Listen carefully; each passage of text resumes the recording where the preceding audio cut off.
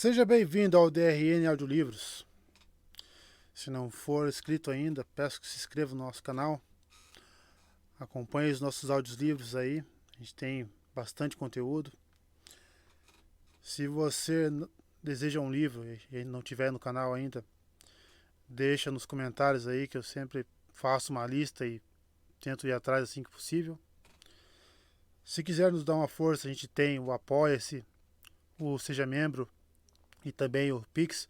Sempre fica na descrição do canal e na descrição dos vídeos. E muito obrigado por estar acompanhando a gente nessa jornada. E vamos para as nossas leituras. Capítulo 46. Sair da sombra. Ao se aproximarem dos prédios onde ficavam as Damani, Ninaeve e as outras ouviram gritos distantes. A multidão começava a aumentar e as pessoas na rua pareciam nervosas, andando com passos um pouco mais apressados. Pareciam mais cautelosos do que o normal ao olharem de relance para Ninaeve em seu vestido com raios e para a mulher que ela levava, presa pela corrente prateada. E acomodando a trouxa que trazia em seus braços, Elaine, também nervosa, olhava na direção dos barulhos e dos gritos. A comoção estava a uma rua dali, onde o estandarte do gavião dourado, com um raio em suas garras, tremulava ao vento. O que está acontecendo? Nada que tenha a ver conosco, respondeu Ninaeve, firme. É o que você espera, comentou Min, e eu também. Ela apressou o passo, subindo a escada antes das outras, e desapareceu dentro da alta casa de pedra. Ninaeve encurtou a corrente. Lembre-se, Setá. Você quer que tudo corra bem tanto quanto a gente. Sim, sim, respondeu a Seanchan com fervor. Não causarei nenhum problema para vocês, eu juro. Enquanto subia os degraus de pedra cinza, uma Suldan e uma Damani surgiram no topo da escada.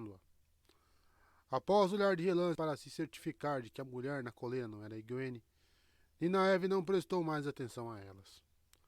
Usava o Adam para manter Setá bem junto a si, de modo que, caso a Damani percebesse a habilidade de canalizar em uma delas, pensaria que se tratava de Setá. Contudo, ainda sentia o suor escorrendo pelas costas, até perceber que as duas não lhe deram mais atenção do que dera a elas. Tudo o que viam foi um vestido com raios e o outro cinza, e a corrente prateada de um Adã que unia as duas mulheres. Eram apenas mais uma senhora do colar com sua encolarada, seguidas por uma garota local que corria com um embrulho pertencente a Suldan. Ninaeve empurrou a porta e elas entraram. Qualquer que fosse o alvoroço ao redor do estandarte de Turak, a confusão não chegara até ali. Pelo menos, ainda não. Apenas mulheres se deslocavam de um lado a outro no salão de entrada, e todas podiam ser identificadas com facilidade pelas vestimentas. 3 Damani de vestido cinza, acompanhadas por sua Suldan. 2 mulheres em vestidos de raios bifurcados estavam paradas conversando, e outras 3 atravessavam o salão sozinhas. 4 outras, vestidas como Min, com roupas simples de lã, passavam apressadas carregando bandejas. Min estava parada, esperando do outro lado do salão quando elas entraram. Olhou de relance para elas apenas uma vez e seguiu mais para dentro da casa. Ninaeve conduziu Setá atrás de mim, com Elaine na costa nelas pelo que pareceu a sabedoria, mas ela achava que o fio de suor que descia por suas costas logo se tornaria um rio. Forçou Setá a andar mais depressa, de modo que ninguém tivesse a chance de examiná-las com atenção ou, pior ainda, de fazer alguma pergunta. Com os olhos fixos nos próprios pés, a mulher precisou de tão pouco incentivo que Ninaeve achou que ela correria se não estivesse presa por uma corrente. Perto dos fundos da casa, Min subiu por uma escada estreita em espiral. Ninaeve empurrou Setá na frente até o quarto andar. O teto ali era baixo e os corredores vazios e silenciosos, exceto pelos suaves sons de choro. O choro parecia combinar com aqueles corredores gélidos. Este lugar, começou Elaine, e então sacudiu a cabeça. Dá uma sensação. Sim, dá, concordou Nina Eve em tom sombrio. Ela olhou com ódio para Setá, que mantinha a cabeça baixa. O medo deixava a pele da Xianshan ainda mais pálida do que o normal. Sem dizer uma palavra, Minha abriu uma porta e entrou, e as outras a seguiram. O cômodo fora dividido em quartos menores com paredes rústicas de madeira, e um corredor estreito levava a uma janela. Nina Eve seguiu atrás de mim, que foi, apressada, para a última porta e entrou, abrindo-a com um empurrão. Uma garota esbelta, vestida de cinza e com cabelos compridos, estava sentada a uma pequena mesa, descansando com a cabeça nos braços cruzados. Mesmo antes de ela olhar para cima, Nina Eve sabia que era Egwene. Uma corrente de metal brilhante ia da coleira prateada em seu pescoço até um bracelete pendurado em um pino na parede. Os olhos dela se arregalaram ao vê-las, e ela balbuciou palavras soltas. Quando Elaine fechou a porta, Egwene soltou uma risadinha súbita, então pôs as mãos na boca para abafá-la. O pequeno quarto estava mais do que lotado com todas dentro. Sei que não estou sonhando, disse com voz trêmula, porque, se estivesse, seria o Han de Galad em Garanhões Altos. Ando sonhando. Achei que Han estava aqui. Não consegui vê-lo, mas achei que... É uma frase. Se você prefere esperar por eles, começou Min seca. Ah, não. Não. Vocês são todas lindas. As coisas mais lindas que já vi. De onde saíram? Como fizeram isso? Esse vestido de neve e o Adã. E quem é? Ela soltou um guincho. É Setá. Como? Sua voz endureceu tanto que Nina Eve mal a reconheceu. Gostaria de enfiá-la em um caldeirão fervente. A mulher mantinha os olhos bem fechados e suas mãos agarravam a saia. Ela tremia. O que fizeram com você? Perguntou Elaine. O que poderiam ter feito para você desejar cometer uma coisa dessas? Egwene não desviou os olhos da Xianshan um momento sequer. Gostaria de fazer com que ela sentisse isso. Foi o que ela fez comigo. Me fez sentir como se estivesse imersa até o pescoço em... Ela estremeceu. Você não sabe como é usar uma dessas, Elaine. Não sabe o que elas podem fazer com você. Não tá, o Rena, mas todas são horríveis. Acho que eu sei, respondeu Nina Eve em voz baixa. Ela conseguia sentir o suor encharcando a pele de Setá, os tremores frios em seus braços. A Xianshan Loura estava aterrorizada. A sabedoria quase não conseguiu se impedir de fazer com que os tremores da mulher se concretizassem ali mesmo. Você consegue tirar isso de mim? Perguntou Egwene tocando o colar. Deve conseguir se colocou esse, né? Nina Eve canalizou apenas um filete. A coleira no pescoço de Egwene lhe dava raiva suficiente. Mesmo se não desse, o medo de Setá, saber como aquele sentimento era merecido e a consciência do que ela própria queria fazer com aquela mulher teriam bastado. A coleira se abriu e caiu da garganta de Egwene. Com uma expressão de extrema felicidade, a jovem tocou o pescoço livre. Coloque meu vestido e meu casaco, mandou Nina Eve. Elaine já desembrulhava as roupas na cama. Sairemos daqui andando e ninguém vai notar você. Ela considerou manter o contato com Saidar. De certo, estava com raiva suficiente e a sensação era tão maravilhosa. Relutante, ela abandonou a fonte. Aquele era o único lugar infame onde não havia chance de que uma Suldan e uma Damani fossem investigar caso sentissem alguém canalizando. Mas com certeza o fariam caso uma Damani visse uma mulher que julgava ser Suldan envolta no brilho da canalização. Não sei por que você ainda está aqui, sozinha. Mesmo que não conseguisse descobrir como tirar essa coisa, poderia ter simplesmente agarrado tudo e saído correndo. Enquanto minha e Elaine ajudavam a trocar de roupa depressa, Egwene explicou o que aconteceria se tirasse o bracelete do lugar onde a Suldan o colocara e como canalizar a fazia passar mal, a menos que o bracelete estivesse sendo usado. Naquela manhã, descobrira como a coleira podia ser aberta sem o poder. E, em seguida, que tocar o fecho com a intenção de fazê-lo causava contrações na mão, inutilizando-a toda. Podia tocá-lo quantas vezes quisesse, desde que não pensasse em abrir o fecho, com a menor vontade, porém. Ninaeve se sentiu mal. O bracelete em seu pulso lhe dava náuseas. Era horrível demais. Ela queria aquilo longe de seu pulso antes de descobrir mais coisas sobre o Adã, antes de aprender algo que a faria se sentir suja para sempre por tê-lo usado. Abrindo o bracelete prateado, ela o tirou e fechou e pendurou em um dos pinos. Não pense que isso significa que você pode gritar por ajuda agora, advertiu, brandindo o punho sobre o nariz de Setá. Eu ainda posso fazê-la desejar nunca ter nascido, se você abrir a boca. E não preciso dessa coisa maldita. Você não pode me deixar aqui com isso, pediu Setá em um sussurro. Não pode. Me amarre, me amordace para que eu não possa dar o alarme, por favor. Egwene soltou uma risada amarga. Deixe nela. Ela não vai pedir ajuda mesmo sem mordaça. É melhor torcer para que quem a encontrar remova o Adã e guarde seu segredinho, Setá. Esse segredinho sujo, não é mesmo? Do que está falando? Perguntou Elaine. Pensei muito sobre isso, respondeu Egwene. Pensar era tudo que eu podia fazer quando elas me deixavam sozinha aqui em cima. A Sudan afirma que desenvolve uma afinidade depois de alguns anos. A maioria consegue dizer se uma mulher está canalizando, não importa se estiver usando colar ou não. Eu não tinha certeza, mas Setá é a prova. Prova de quê? Indagou Elaine. Então seus olhos se arregalaram de repente ao se dar conta, mas Egwene prosseguiu. Ninaeve, os Adã funcionam apenas em mulheres capazes de canalizar. Você vê? As Sudan podem canalizar tanto quanto as Damani. Setá grunhiu entre dentes, sacudindo a cabeça com violência e negação.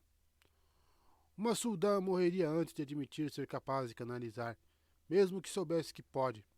E elas nunca treinam a habilidade. Então não conseguem fazer nada com o poder, mas podem canalizar. Eu disse a você, lembrou-me, que a coleira não deveria ter funcionado nela. A jovem abotoava as últimas casas na base das costas de Egwene. Qualquer mulher incapaz de canalizar poderia arrebentá-la enquanto você tentasse controlá-la. Como isso acontece? Perguntou Ninaeve. Achei que os Xianshan encolaravam todas as mulheres capazes de canalizar. Todas que conseguem encontrar, retrucou Egwene. Mas essas são como você, eu e Elaine. Nascemos com essa capacidade. Não importa se nos ensinariam ou não. Mas... E as meninas Xianshan que não nascem com habilidade, mas que poderiam aprender? Não é qualquer mulher que pode se tornar uma senhora do colar. Ren achou que estava sendo legal ao me contar isso. Parece que há uma festa nas aldeias quando as Sudan chegam para testar as meninas. Elas vão em busca de qualquer uma como você ou eu para encolarar, mas deixam todas as outras meninas colocarem o bracelete para ver se conseguem sentir o que a pobre mulher com a coleira sente. Todas que conseguem são levadas para o treinamento de Sudan. São as mulheres que poderiam ser ensinadas. Setá gemia entre sussurros, repetindo. Não, não, não. Eu sei que ela é horrível, começou Elaine, mas sinto como se devesse ajudá-la de algum jeito. Ela podia ser uma de nossas irmãs, mas os Xianshan distorceram tudo. Ninaeve abriu a boca para dizer que era melhor se preocupar em ajudar a si mesmas. Então, a porta se abriu. O que está acontecendo aqui? Indagou Rena entrando no quarto. Uma audiência? Ela olhou para Ninaeve com as mãos na cintura. Não dei permissão para que mais ninguém usasse o bracelete da minha Tule. Não sei quem você... O olhar dela recaiu em Egwene. Ela usava o vestido de Ninaeve, desde o cinza das Damani. Estava sem coleira no pescoço. Seus olhos se arregalaram. Ela sequer teve a chance de gritar. Antes que qualquer outra pessoa pudesse se mover, Egwene pegou o jarro do lavatório e golpeou a boca do estômago de Rena. Estilhaços voaram quando o jarro se partiu e a Sudan perdeu o fôlego com um gorgolejo, curvando-se para a frente enquanto Rena caía. Enquanto Rena caía, Egwene saltou sobre ela com um rosnado, deixando-a estendida no chão. Então, pegou a coleira que usara, ainda no chão, e prendeu no pescoço da mulher. Depois, dando um puxão na corrente, alcançou o bracelete e o pôs no pulso. Com os dentes à mostra e os olhos fixos no rosto de Rena, ela começou a se concentrar. Ajoelhando-se sobre os ombros da Suldan, tapou a boca da mulher com ambas as mãos. O corpo de Rena deu um enorme solavanco. Seus olhos se arregalaram. Sons roucos saíram de sua garganta, gritos contidos pelas mãos de Egwene. Seus calcanhares batiam no chão. Pare com isso, Egwene. Nynaeve agarrou os ombros da jovem, arrancando-a de cima da mulher. Egwene, pare com isso. Não é isso que você quer. Rena jazia, mortalmente pálida, suando, com os olhos irrequietos, vidrados no teto. De repente, Egwene se atirou sobre Nynaeve, soluçando, descontrolada, sentir dor e mais dor, até que eu fizesse o que queriam. Odeio todas. Odeio elas por me fazerem sentir dor. Odeio elas por não conseguir impedir que me obrigassem a fazer o que queriam. Eu sei, respondeu Nynaeve em tom gentil. Ela afagou o cabelo de Egwene. Não tem nada de errado em odiá-las, não mesmo. Elas merecem. Mas não é certo deixar que façam você se tornar uma delas. Setá cobria o rosto com as mãos. Rena tocava a coleira no próprio pescoço, incrédula e trêmula. Egwene se impertigou, secando as lágrimas depressa. Não sou. Não sou como elas. Ela quase arrancou o bracelete do pulso e o jogou no chão. Eu não sou assim, mas gostaria de poder matá-las. Elas merecem. Me encarava as duas Suldan com uma expressão sombria. Randy mataria alguém que fizesse uma coisa dessas, concordou Elaine. Parecia estar se forçando a ficar insensível. Tenho certeza. Talvez elas mereçam, afirmou Nynaeve. E talvez ele matasse. Mas os homens muitas vezes confundem a vingança e a matança com justiça. Não costumam ter estômago para a justiça. Ela se sentara muitas vezes em julgamentos com o círculo das mulheres. Às vezes, os homens as procuravam, pensando que as mulheres talvez lhes dessem mais ouvidos do que os homens do conselho da aldeia. Mas eles sempre achavam que podiam influenciar a decisão com eloquência. O pedido das mulheres era misericordioso quando mereciam, mas sempre fazia justiça. E era a sabedoria quem anunciava o veredito. Ela pegou o bracelete que Egwene jogara no chão e o fechou. Eu libertaria todas as mulheres aqui, se pudesse, e destruiria cada um desses, mas já que não posso. Ela o colocou no mesmo pino em que estava o outro e se dirigiu a Sultan. Não são do colar, disse a si mesma. Talvez tirar as coleiras. Há de ser o que a roda tecer, e pode ser que vocês tenham feito bem o suficiente para equilibrar o mal que causaram. O suficiente para que lhes seja permitido tirá-las. Caso contrário, mais cedo ou mais tarde serão encontradas. E a quem encontrar fará muitas perguntas antes de tirar as coleiras. Talvez vocês aprendam em primeira mão como é a vida que deram às outras mulheres. Ela hesitou e acrescentou, dirigindo-se às outras. Isso se chama justiça. Rena estava com uma expressão de horror, o olhar fixo. Os ombros de Setá sacudiam enquanto ela chorava, apoiada nas mãos. Nynaeve endureceu o coração. É justiça, disse a si mesma. É. Então empurrou as outras para fora do quarto. Ninguém mais prestou atenção enquanto elas saíram do que quando entraram. Nynaeve supôs que aquilo era graças ao vestido de Suldan, mas mal conseguia esperar para vestir outra coisa. Qualquer coisa. O trapo mais sujo seria mais limpo do que aquela roupa. As garotas permaneceram em silêncio andando logo atrás dela, até alcançarem a rua de pedras. Nynaeve não sabia se faziam aquilo em resposta aos seus atos, ou por medo de que alguém as parasse. Sua expressão era de extremo mau humor.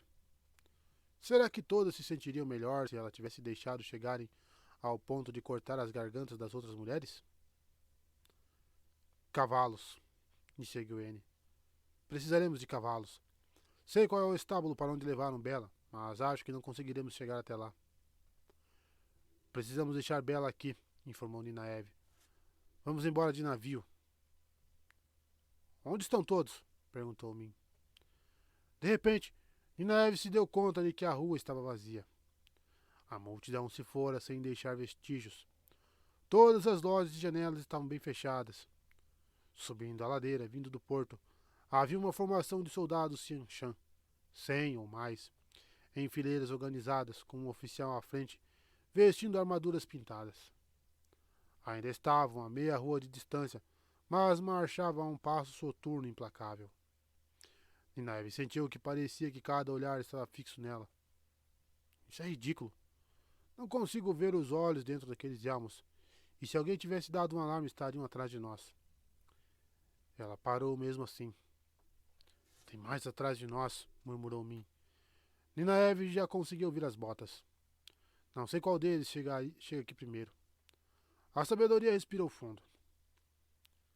Eles não têm nada a ver conosco. Ela olhou para além dos soldados que se aproximavam, para o porto, cheio daqueles navios altos que pareciam caixotes. Não conseguia ver a espuma. Rezava para que ele ainda estivesse lá e a postos. Vamos passar direto. Luz, espero que a gente consiga. E se eles quiserem que você se junte a eles, Ninaeve? Perguntou Elaine. Você está usando esse vestido. Se começarem a fazer perguntas... Não vou voltar, interrompeu Egwene sombria. Prefiro morrer. Me deixe mostrar o que me ensinaram. Os olhos de Ninaeve, uma nuvem dourada envolveu a menina de repente. Não! Exclamou. Mas era tarde demais. Com o rugido de um trovão, o chão sobre as primeiras fileiras do Xianshan entraram em erupção. Terra, pedras e homens de armadura voaram como o jorro de um chafariz. Ainda brilhando, a jovem se virou para o outro lado da rua e o rugido se repetiu. Choveu terra sobre elas. Soldados Xianshan, aos gritos, se dispersaram ainda em formação, abrigando-se em vielas e atrás de obstáculos. Em instantes, não havia mais nenhuma vista, exceto os que jaziam em torno das duas crateras que desfiguravam a rua. Alguns se mexiam, fracos, e gemidos ecoavam pelas ruas. Ninaeve ergueu as mãos em frustração, tentando olhar para os dois lados ao mesmo tempo. Sua idiota! Estamos tentando não chamar a atenção. Não havia esperança disso acontecer àquela altura. Torcia apenas para que conseguissem contornar os soldados e seguir até o porto pelas vielas. As Damani também já devem estar sabendo. Não poderiam ter deixado de notar. Não vou voltar para o colar! Gritou Egwene, feroz. Não vou! Cuidado! Gritou Min. Com um guincho estridente, uma bola de fogo do tamanho de um cavalo descreveu um arco acima dos telhados e começou a cair bem em cima delas. Corram! Berrou Ninaeve e se atirou, mergulhando rumo à viela mais próxima entre duas lojas fechadas.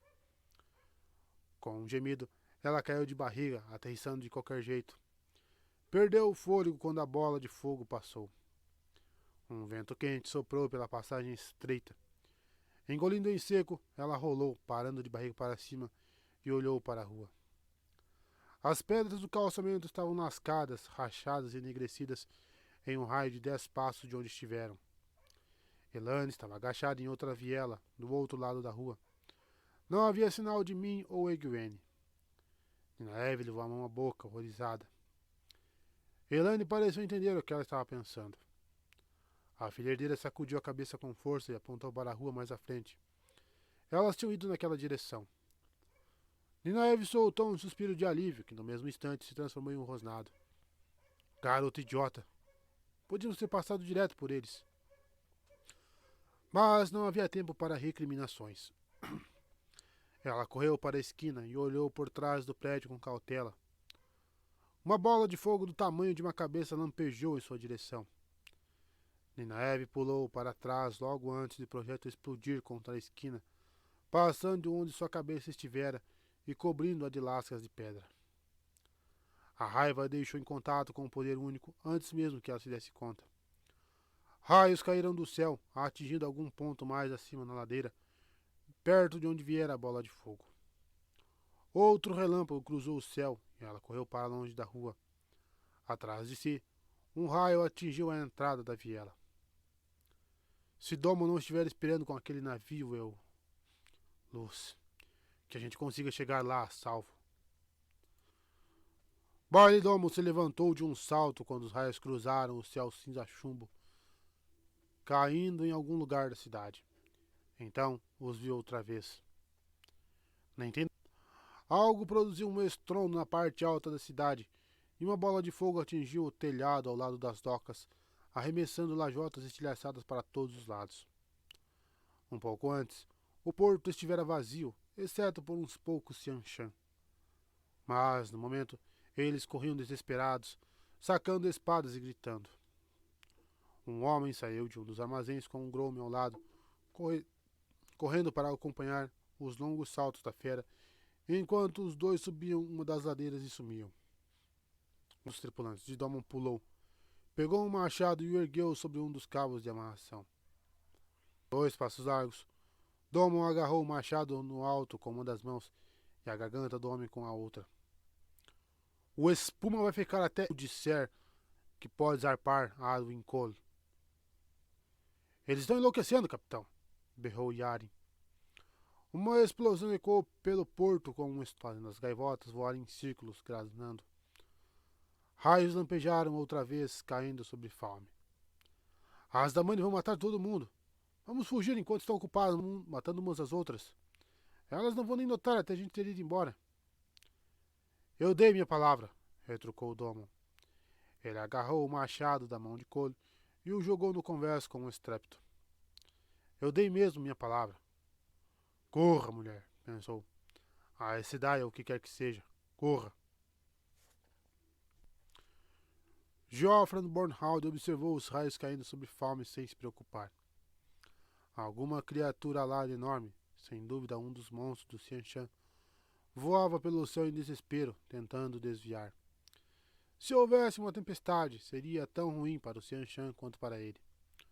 Colinas quase sem árvores, algumas com arvoredos esparsos no topo, ainda o impediam de ver a cidade, e também o impediam a cidade de vê-lo. Seus 1000 homens se dispunham, alinhados dos dois lados, uma longa fileira montada avançando pelos vales entre as colinas. O vento frio soprava os mantos brancos e fazia o estandarte ao lado de Bornhald tremular. Ele exibiu o sol dourado com raios ondulantes dos filhos da luz. Vá agora, Biar, ordenou. Hesitou, e Bornhald repetiu com a voz severa. Eu disse vá, filho Biar. O homem levou uma das mãos ao coração e se curvou. Às suas ordens, meu senhor capitão. Ele deu a volta com o cavalo e se afastou. Bornhald tirou Biar da cabeça. Fizeram o que estava a seu alcance. Então ergueu a voz. Legião, marchar! Com um ranger de estelas, a longa linha de homens em mantos brancos avançou lentamente em direção à Falme. Da esquina, Rand espiou os soldados Xianshan que se aproximavam e voltou para a viela estreita entre os dois estábulos com uma expressão preocupada. Logo chegariam onde estavam. Havia sangue coagulado em seu rosto. Os cortes que Turak abrira ardiam, mas não havia nada a fazer naquele momento. Raios lampejaram no céu outra vez. Ele pôde sentir sob seus pés o estrondo que fizeram ao cair. Em nome da luz, o que está acontecendo? Estão perto? Perguntou Ingtar. A trombeta de Valéria precisa ser salva, Rand. Apesar do Xianshan, apesar dos raios e das estranhas explosões no meio da cidade, o homem parecia mais preocupado com os próprios pensamentos. Matt, Perrin e Hurin estavam mais à frente, na outra extremidade da viela, observando outra patrulha Xianshan. Estavam muito perto de onde haviam deixado os cavalos. Bastava chegarem lá. Ela está em apuros, murmurou Rand. Egwene estava com uma sensação estranha, como se partes de sua vida estivessem em perigo. Egwene era um pedaço, um fio no cordão que compunha sua vida. Mas havia outras, e ele conseguia senti-las ameaçadas. Lá embaixo, em Falme. E se qualquer um daqueles fios fosse cortado, Sua vida jamais seria completa. Jamais seria do jeito que deveria ser. Ele não compreendia, mas tinha certeza disso. Um homem pode conter outros 50 aqui, comentou Ingtar. Os dois estábulos eram muito próximos. Mal havia espaço para ele e Rand ficarem lado a lado. Um homem contra 50 em uma passagem estreita. Não é um jeito ruim de morrer. Já fizeram canções por menos. Não será necessário, retrucou Rand. Ou assim espero. Ouviu um telhado explodir na cidade. E agora? Como é que vou voltar para lá? Preciso encontrá-la. Ou seria encontrá-las? Sacudindo a cabeça, ele olhou da esquina mais uma vez. Os Xianshan estavam cada vez mais perto e continuavam avançando. Eu nunca nem pensei no que ele ia fazer, comentou Ingtar em voz baixa, como se falasse sozinho. Ele sacara a espada e testava a lâmina com o polegar. Um homenzinho pálido, parecia que não dava para notá-lo, mesmo quando se estava olhando diretamente para ele. Leve-o para dentro de Faldara, foi o que me disseram. Deixe-o entrar na fortaleza. Eu não queria, mas precisei obedecer. Você me entende? Foi preciso. Não sabia o que ele ia fazer até ele atirar aquela flecha. Ainda não sei se o alvo era Amerlin ou você. Rand sentiu um calafrio. Virou-se para encarar Ingtar. Do que você está falando? Sussurrou. Analisando a lâmina, o Xianarano não pareceu ouvir. A humanidade está sucumbindo em todos os lados. Nações caem e desaparecem. Os amigos das trevas estão por toda parte, e nenhum desses sulistas parece se importar. Lutamos para defender as terras da fronteira, para mantê-los a salvo em suas casas. Mas, a cada ano, apesar de tudo que conseguimos fazer, a praga avança. E esses sulistas acham que Trollocs são lendas, que os Mirdraal são histórias de menestrel. Ele franziu a testa e sacudiu a cabeça. Parecia ser o único jeito. Seríamos destruídos por nada, defendendo gente que sequer sabe, que sequer se importa. Parecia lógico. Por que sermos destruídos por eles quando podemos criar nossa própria paz? Achei que era melhor a sombra do que o esquecimento inútil, como Karalen, Hardan ou... Parecia tão lógico. Rand segurou Ingtar pelo colarinho. Você não está falando coisa com coisa. Ele não pode estar falando o que eu penso que está. Não pode. Fale sem rodeios. Diga o que quiser. Você está se comportando como um louco. Pela primeira vez, Ingtar olhou para Rand. Seus olhos brilhavam, com lágrimas que não caíam. Você é um homem melhor do que eu, pastor. Você é um homem melhor do que eu. Pastor ou Lorde, ainda é um homem melhor. A profecia diz que aquele que me soar não pense na glória, apenas na salvação. Era na minha salvação que eu estava pensando. Eu tocaria a trombeta e lideraria os heróis das eras contra Shoi Algul. Com certeza isso seria suficiente para me salvar. Nenhum homem pode andar na sombra por tanto tempo que não possa voltar para a luz. É o que dizem. Com certeza seria suficiente para lavar o que eu fui e o que fiz. Oh, luz. Ingtar! Rand o soltou e se jogou na parede do estábulo. Eu acho que basta querer. Acho que tudo o que você precisa fazer é deixar de ser um deles. Ingtar estremeceu como se Rand tivesse dito amigo das trevas em voz alta. Rand, quando Velen nos trouxe até aqui com a pedra portal, eu vivi outras vidas. Às vezes eu carregava a trombeta, mas nunca tocava. Eu tentava escapar do que tinha me tornado, mas nunca conseguia. Sempre havia mais alguma exigência, e sempre pior do que a anterior, até que eu estivesse... Você estava pronto para desistir dela apenas para salvar uma amiga. Não pense na glória. Oh, Luz, me ajude. Rand não sabia o que dizer. Era como se Egwene contasse que assassinaram algumas crianças. Horrível demais para acreditar. Horrível demais para que qualquer pessoa admitisse, a menos que fosse verdade. Horrível demais. Depois de um tempo, Ingtar voltou a falar com voz firme. Precisa haver um preço, Randy. Sempre há um preço. Talvez eu possa pagá-lo aqui. Ingtar, eu... Todo homem tem o direito, Randy, de escolher quando embanhar a espada. Até mesmo alguém como eu. Antes que Randy conseguisse dizer qualquer coisa, Rory veio correndo pela viela. A patrulha virou, declarou, apressado, e desceu para a cidade. Parece que estão se agrupando lá. Matt e Payne seguindo na frente. Ele olhou depressa para a rua e recuou. É melhor fazermos o mesmo, Lord Ingtar, Lord Randy. Aqueles Seanchan com cabeça de inseto estão quase aqui. Vá, Randy, disse Ingtar. Ele se virou para encarar a rua e não olhar outra vez para Randy ou Rory. Leve a trombeta para onde é o lugar dela. Eu sempre soube que a Amerlin deveria ter lhe deixado no comando. Mas tudo o que sempre quis foi que Shienar se mantivesse inteira. Impedir que fôssemos varridos e esquecidos.